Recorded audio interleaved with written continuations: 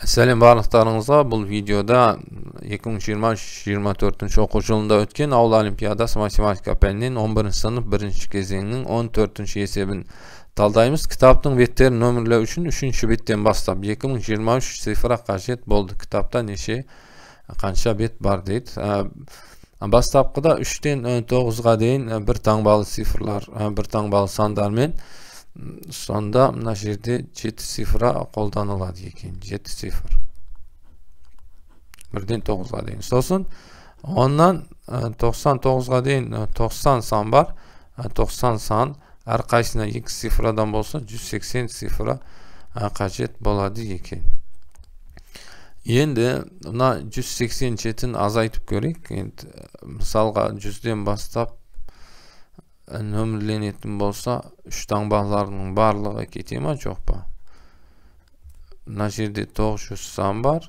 3-ке көбейтіп жіберсем 2700 болып кетеді екен.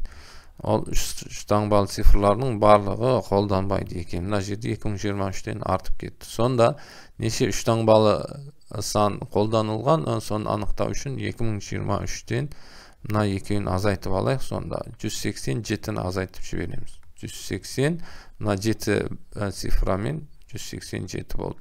Соны азайтып жіберейік. Қанша цифра қалды сонда? 6, мына жерде 1 болды, 3 болады. Мына жерде 19, 18 қалады екен. Мынаны енді 3-ке бөліп жібереміз. 3 таңбалы ғой енді қалғандар. Сондықтан 3-ке бөліп жібереміз. 612 болды, 612 ол 3 таңбалы сандар. 100-ден басталады. 100-ден басталады. Оған тағы да алдында 99 бет бар, алдында 99 бет бар. Сол 99-ды енді қосып жібереді екенбіз. Сонда 711 бетке дейін бар екен. 711 бетке дейін бар. 3-ші беттен бастап есептегенде. Сонымен мына есеп шықты. Сау болыңыздар.